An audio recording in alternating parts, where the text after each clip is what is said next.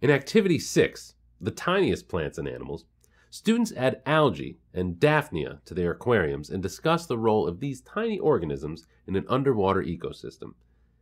You will need the following materials from the kit: Activity Sheet 2, Activity Sheet 6, Parts A and B, aquariums from Activity 5, cover slips, depression slides, plastic dishes, pocket scopes, dropper, magnifiers, algae, and daphnia.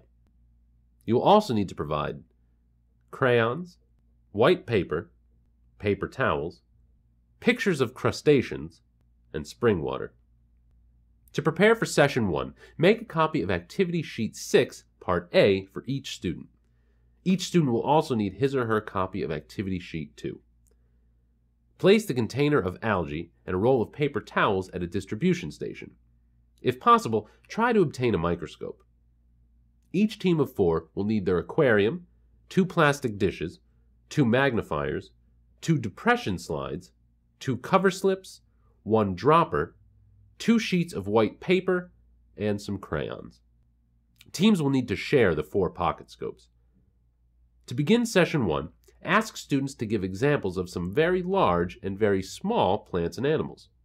Answers may include trees, sunflowers, elephants, whales, grass, insects, and baby animals such as kittens and puppies. Inform students that there are plants and animals that live in water that are so small they cannot be seen without a magnifier. These tiny plants and animals are called plankton. Tell students that in this activity they're going to examine 2 types of plankton: tiny plants called algae and tiny animals called daphnia. Next, divide the class into teams of 4 and distribute the materials. Instruct students to place several dropperfuls of algae from the container into each dish. Tell students to return to their work areas and place the dishes on the sheets of white paper. The students should observe that the algae look like green-colored water in the dish. Explain that algae are the tiniest form of plant life and that they live just below the surface of oceans, lakes, and ponds. In an aquarium, algae cling to the leaves of plants and grow along the clear sides of the aquariums. Snails eat algae. Next, have students take turns examining the algae with a magnifier. Even under a magnifier, the algae cells are so small that students are likely to see just green-tinted water. Turn students' attention to the pocket scopes. Explain that pocket scopes are more powerful than magnifiers. Instruct students to prepare the slide by placing several drops of algae into the well and covering it with a cover slip. Insert the slide under the 2 arms of the pocket scope and adjust it so that the drops of algae are directly over the hole. Close the pocket scope cover down over the side. Hold it up to the light and look into the hole. Focus by squeezing the pocket scope. Refer to the algae from Activity Sheet 6, Part A, and ask students, "Did you see any of these shapes when you looked at the algae under the pocket scope?" Students should answer no. It must be too small to see, even with a pocket scope. If you have a microscope, allow students to examine a sample of algae at this time.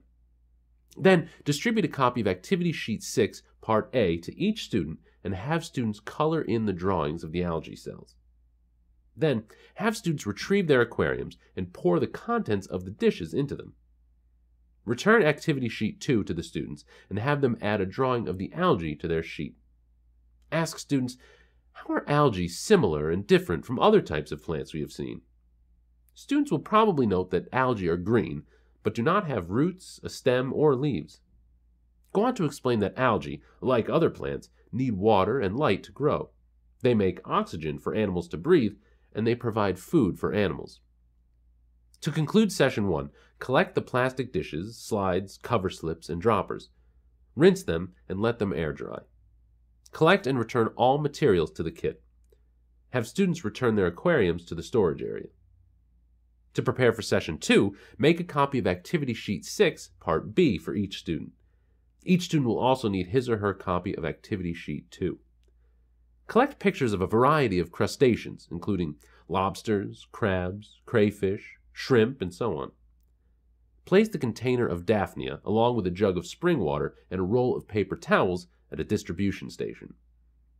Each team of 4 will need their aquarium, 2 plastic dishes, 2 magnifiers, 2 depression slides, 2 cover slips, 1 dropper, 2 sheets of white paper, and some crayons. Teams will again share the pocket scopes. To begin Session 2, distribute pictures of crustaceans for students to examine. Ask students, what do all these creatures have in common? Students should comment that they all have hard outer shells, many sets of legs, and antennae. Students may also know that these animals all live in water. Ask students, how big are these creatures in real life? Encourage students to compare them to objects with which they are familiar. For example, a lobster might be as long as a ruler or a football. A shrimp might be as long as their thumb. Distribute the materials to each team of 4. Have students pour an inch of spring water and a dropper full of daphnia into each dish. Ask the students to return to their seats, place each dish on a sheet of white paper, and look at the daphnia. Ask students, what do the daphnia look like? Students will probably say that they look like fleas or insects of some kind. Explain to the students that daphnia are another type of plankton. They are tiny animals that live and grow on the surface of lakes and ponds. Next, have students take turns examining the daphnia with a magnifier and ask them to describe what they see. Students should be able to make out many of the features of the daphnia, including the antennae. Finally, instruct students to examine the daphnia using a pocket scope and to describe what they see. To prepare the slides, place several drops of water and 2 or 3 daphnia in the well of the slide and cover with a slip. The daphnia will swim in and out of view, but students should be able to see their antennae and legs waving. Distribute a copy of Activity Sheet 6, Part B to each student. Ask students to color in the drawing of the daphnia on the activity sheet. Ask students, what do daphnia have in common with lobsters, crabs, and shrimp? Students should suggest that they all live in water and all have eyes, antennae, and 4 to 6 pairs of legs. They also have hard exterior shells and breathe with gills. Have the students retrieve their aquariums and introduce the daphnia into them. Return Activity Sheet 2 to students and have them add the daphnia to their drawing of the aquarium. Finally, ask students, why do you think plankton are an important part of an underwater ecosystem, like a lake, a pond, or an aquarium? The algae are tiny plants that make oxygen for water animals to breathe. Algae are also an important source of food for water animals like fish and daphnia. The daphnia are tiny animals that are themselves an important food source for larger animals such as fish. To conclude this activity, collect the plastic dishes, slides, cover slips, and droppers. Rinse them and let them air dry. Return all the materials to the kit.